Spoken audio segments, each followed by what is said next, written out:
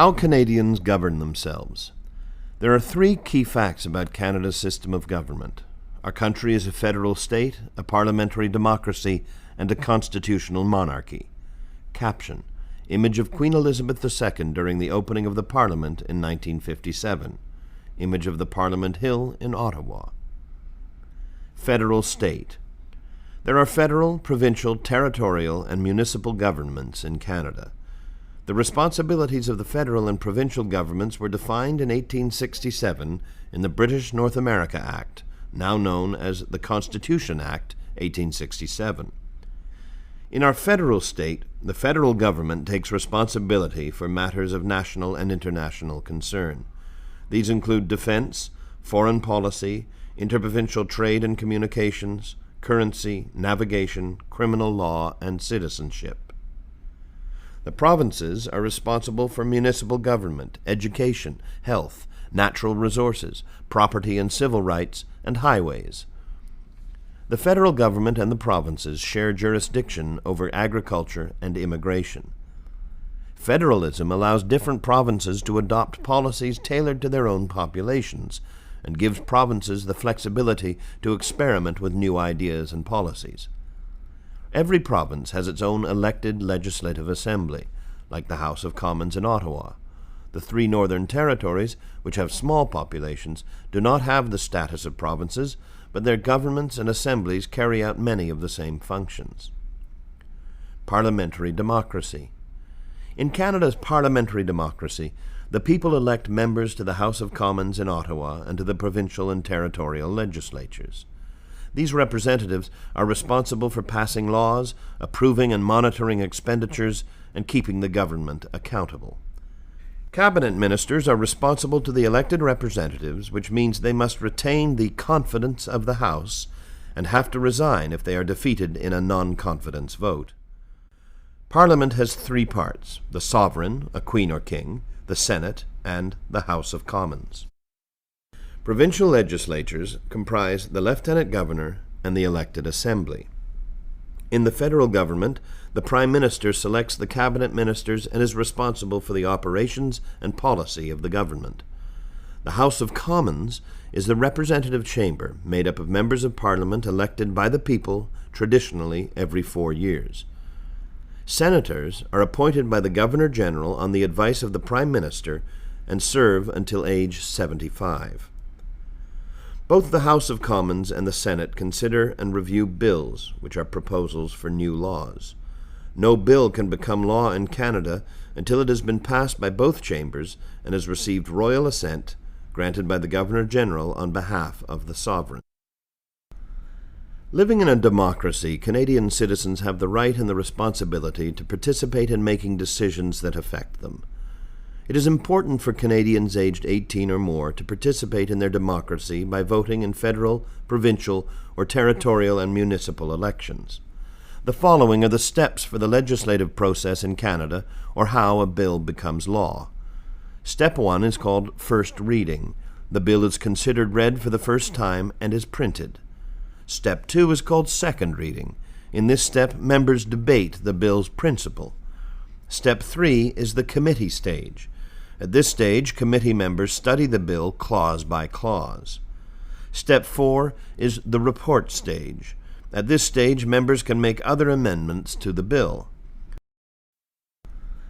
Living in a democracy, Canadian citizens have the right and the responsibility to participate in making decisions that affect them. It is important for Canadians aged 18 or more to participate in their democracy by voting in federal, provincial, or territorial and municipal elections. The following are the steps for the legislative process in Canada, or how a bill becomes law. Step 1 is called first reading. The bill is considered read for the first time and is printed. Step 2 is called second reading. In this step, members debate the bill's principle. Step 3 is the committee stage. At this stage, committee members study the bill clause by clause. Step 4 is the report stage. At this stage, members can make other amendments to the bill. Step 5 is called the third reading. At this stage, members debate and vote on the bill. Step 6 is the Senate stage. The bill will follow a similar process in the Senate. Step 7 is called royal assent. The bill receives royal assent after being passed by both houses. Constitutional monarchy. As a constitutional monarchy, Canada's head of state is a hereditary sovereign, a queen or king, who reigns in accordance with the Constitution, the rule of law. The sovereign is a part of Parliament, playing an important non-partisan role as the focus of citizenship and allegiance, most visibly during royal visits to Canada. Her Majesty is a symbol of Canadian sovereignty, a guardian of constitutional freedoms, and a reflection of our history. The royal family's example of lifelong service to the community is an encouragement for citizens to give their best to their country. As head of the Commonwealth, the sovereign links Canada to 53 other nations that cooperate to advance social, economic, and cultural progress. Other constitutional monarchies include Denmark, Norway, Sweden, Australia, New Zealand, the Netherlands, Spain, Thailand, Japan, Jordan, and Morocco.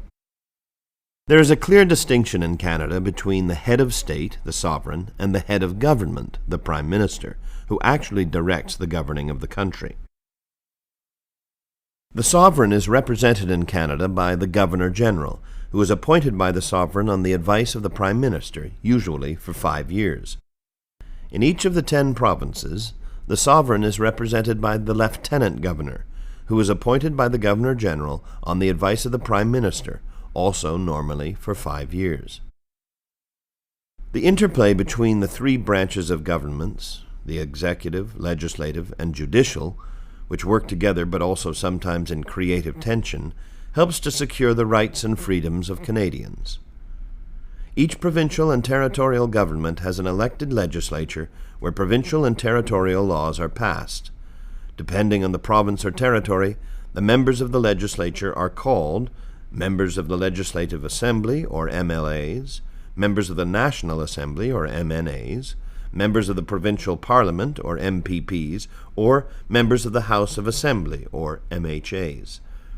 In each province, the Premier has a role similar to that of the Prime Minister in the federal government, just as the Lieutenant Governor has a role similar to that of the Governor-General. In the 3 territories, the Commissioner represents the federal government and plays a ceremonial role. Caption: Image of the Governor-General David Johnston, Canada's 28th Governor-General since the Confederation.